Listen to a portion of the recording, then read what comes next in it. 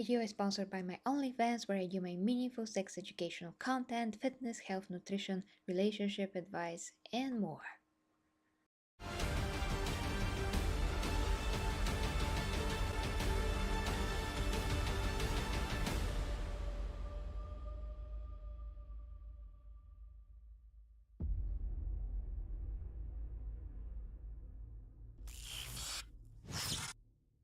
Hi everybody, and welcome to Gauge Reviews and this review of the latest episode of Hammer and Bolter. That should be episode 10, but it's actually not numbered in Warhammer Plus. So guys, hi to you. Sorry I'm a bit late. Hi to my Primarchs in the chat. Dear Titan, dear Abby, and hey Dark, you fellow Stardew, and Matty. Hey Materian, thank you so very much for this. This is awesome. Thank you. Okay guys, so let's get to the review, and then of course I'm going to address Matty's comment as well, and all your comments in general. But yeah, let's get to the review. And hi to Andre. Hi to you. Well, thank you. Okay, so this episode, guys. This episode, well, first, I mean, it's amazing that we even got anything. Yeah, Warhammer Plus is worse this year than last year. Well, it is March. We still have some months to go, in the year, so we'll see what happens. But yeah, it's pretty poor. So this episode was interesting, but like huge disclaimer from all of the gods. I mean, the less, if I can like rank them, who is the one that I like the least? That is Nurgle, because everything about him is the opposite and it's just disgusting. So yeah, no Nurgle for me, thank you. And this episode showcases a lot of disgustingness, which is great for Nurgle fans, I guess. From that aspect, this show, I mean, this episode's probably amazing for you guys, if if you're fans. But to me, this isolated story didn't do anything for me personally. I don't think it's particularly interesting compared to everything else that we've seen so far of the other episodes of Hammer and Bolter. It certainly lacks the compelling qualities of some of the other episodes, and the substance once again of some of the other episodes. This is just, I mean, nothing of substance here. It's just disgusting, and how the Death Guard operate, and how unceremonious they can be, not compromising anything. They just act, and when they act, it's disgusting. And this guy, this champion guy, he is one of the worst I've seen. So yeah, pure and ugly evil in truest form. Well, everything in this episode personifies that. So, the positive aspects, I think, are how they're portrayed, because they're just portrayed the way that they're supposed to be. Second is, to see in person how they operate, how the corruption of the plague takes over a ship, how it makes that ship fall apart, how it affects the human soldiers, all of that, mm, you know, uh, decom- decomposition, and just, yeah, the disease spreading and all of those things are made extremely graphic, and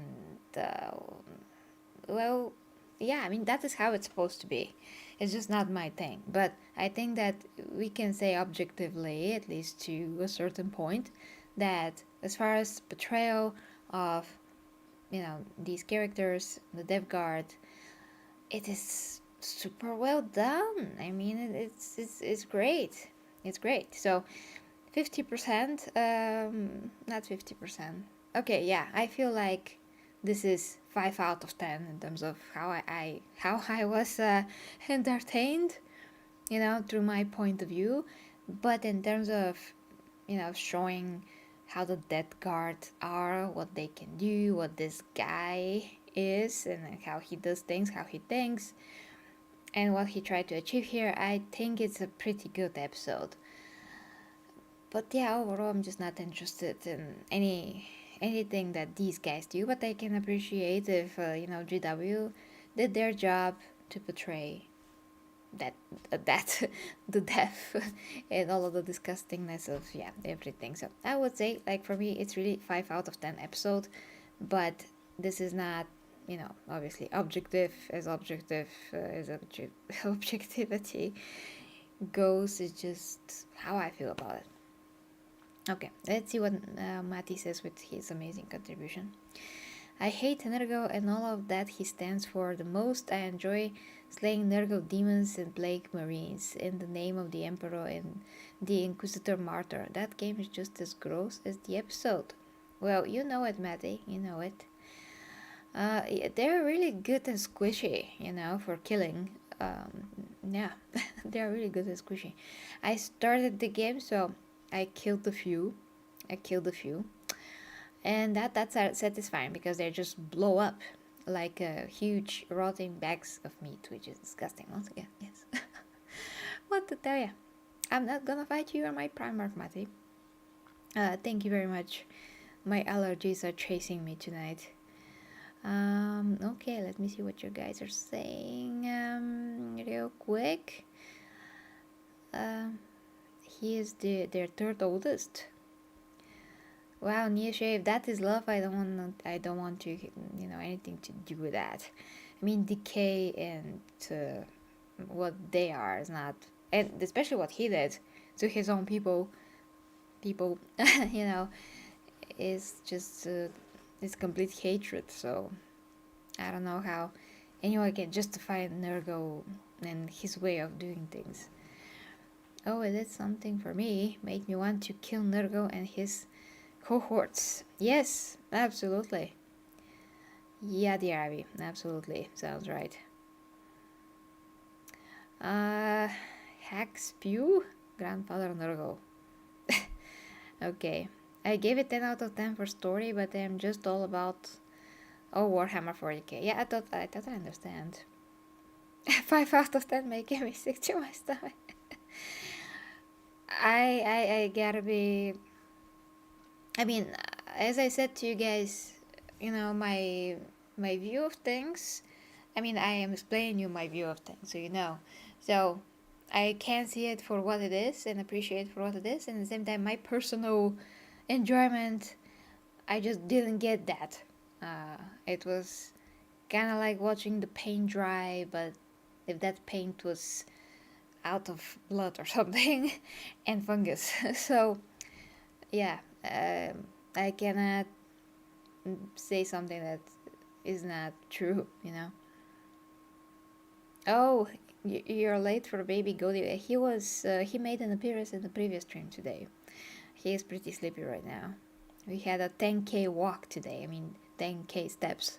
And for him, that's probably like 20k steps. Yeah, so he walked a lot today.